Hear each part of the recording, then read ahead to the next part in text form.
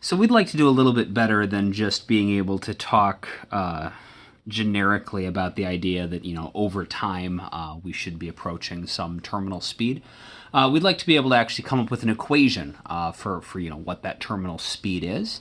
And also see if we can actually get a relationship for what exactly is the speed of our skydiver going to be at a specific time. So rather than just talking about the general trend, come up with an actual function for what their speed is as a function of time or their acceleration as a function of time is.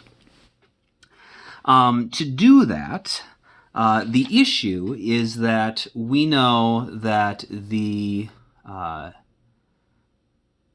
So the problem is that their speed at any moment depends on how quickly they're accelerating. But their acceleration is constantly changing based on their speed. Because so you don't need to draw this. This is already in your notes from before, right? But we know we got the force of gravity pulling down, and then we got this force of air resistance. But this depends on the speed, right? And so, you have a net force. If the force of gravity is bigger than air resistance, you have this net force that is downwards. It's going to be the force of gravity minus the force of air resistance. The problem is, as we, so this means that we're going to be accelerating downwards. And as we accelerate downwards, as we continue to, fall downwards, we go faster and faster and faster, which means this gets bigger and bigger, which means that the net force gets smaller and smaller and smaller, and so the acceleration gets smaller and smaller. And so our velocity at any particular moment depends on, not only what our velocity was before, but, how quickly we were accelerating. And there's just not a simple way that we can find this, because all of our simple equations, like the kinematic equations, assume that we have a constant acceleration. And we don't have a constant acceleration. We have an acceleration that depends on the speed, and the speed in turn depends on what the acceleration was leading up to that moment. So we need a way to untangle ourselves from this mess. And so the first thing we're going to do is come up with an equation for the force for the air resistance.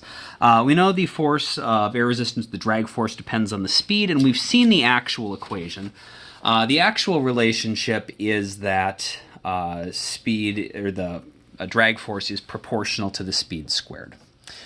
Now, one of the things about doing problem solving in physics is that we always need to figure out what assumptions we can make to make the math as simple as possible while still giving us an answer that is physically meaningful. So we, all the time, when we are doing problems, we just ignore air resistance completely. And that's obviously not perfectly correct when we're doing some, kinematics problem about a car, taking off. We ignore the air resistance there. When we're doing forces problems, drawing free body diagrams, we frequently ignore air resistance. But the truth is, a lot of times the air resistance doesn't matter, and that's fine. But if air resistance does matter, we need to account for it. The problem is that speed squared relationship is, it makes the math really ugly. And so if we have to use it, we will. However, it turns out that if you are looking at a relatively small range of speeds that you can encounter, so if your terminal speed is not particularly high, and so there's a relatively small range of speeds that you're approaching, we can approximate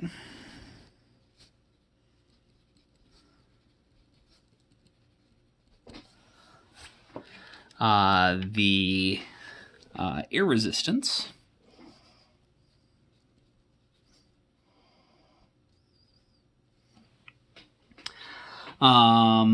as being equal to negative some constant we'll call b times the velocity. So what that is saying, right, if you have an object that is falling downwards, we know that the direction of the air resistance is going to be in the opposite direction of the velocity. So that's where this is coming from.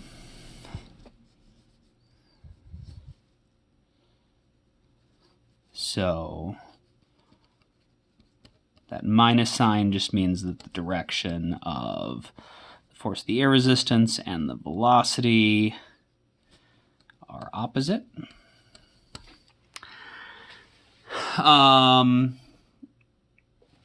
And here we know that really, instead of just sort of this generic constant and times the velocity, it should actually be based on speed squared, not just speed singular, or the magnitude of the velocity is going to give us the speed. And so normally this would be that 1/2 c rho a.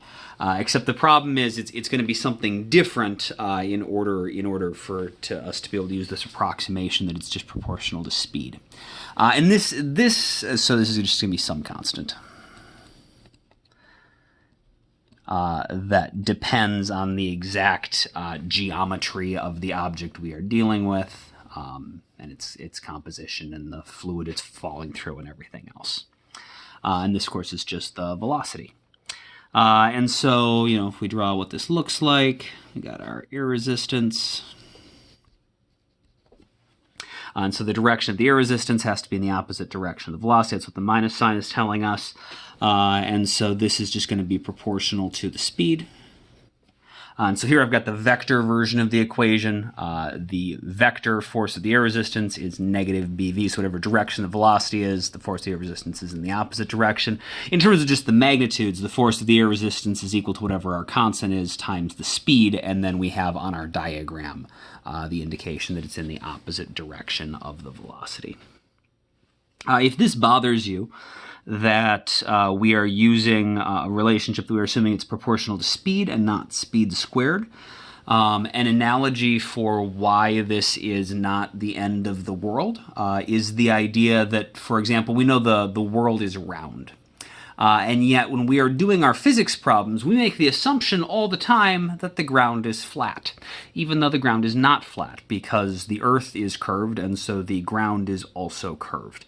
But we don't get all worried about that. We don't say when an object is driving forwards over the surface of the Earth that it's actually traveling along some curve, and we can't treat it as one-dimensional motion because it's following some sort of curve and it moves in the X and the Y direction. Like, that's insane. It is okay if you are dealing with a curve and you are dealing with a relatively small portion of that curve to approximate it as a straight line. And so we can do that here. And it's not going to be perfect, but it will work. It'll work surprisingly well. But this is an approximation of our force of air resistance. Okay, so knowing that, let's see if we can get into a little more detail and figure out a little bit more than we did before. I would like you to try to, based on everything that we've talked about so far, find an expression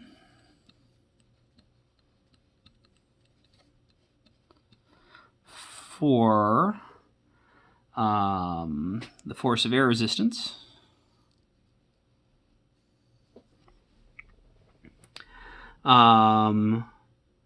in terms of, I'm sorry, we have the expression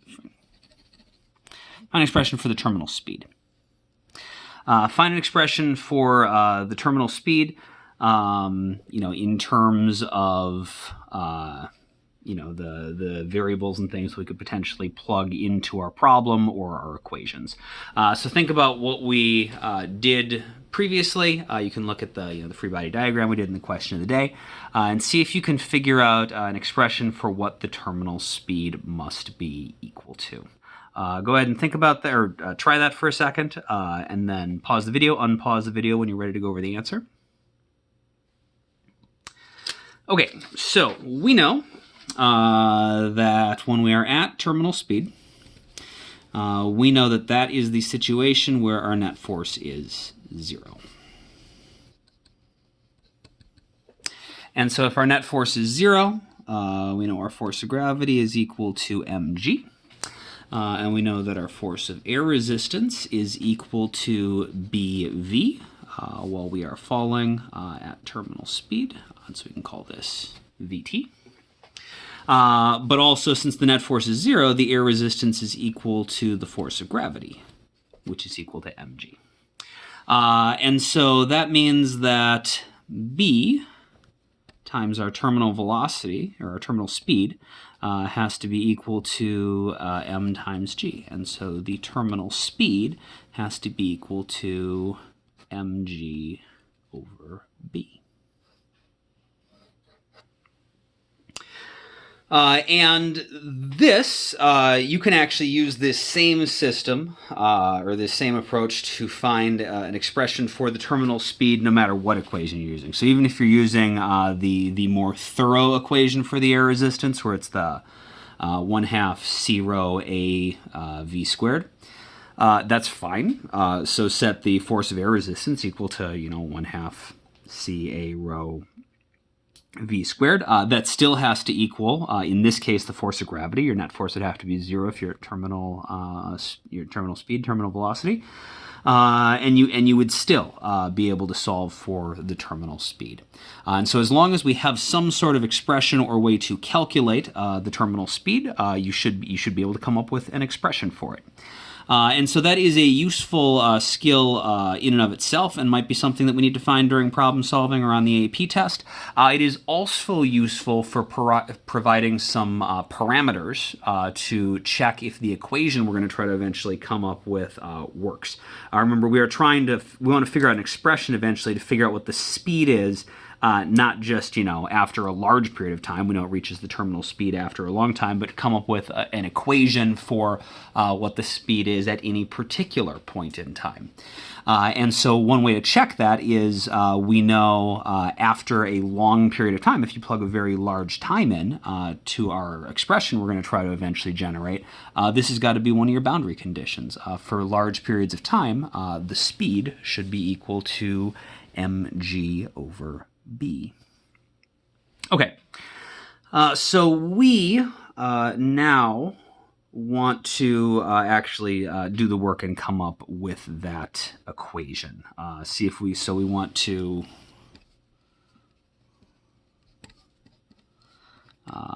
find an expression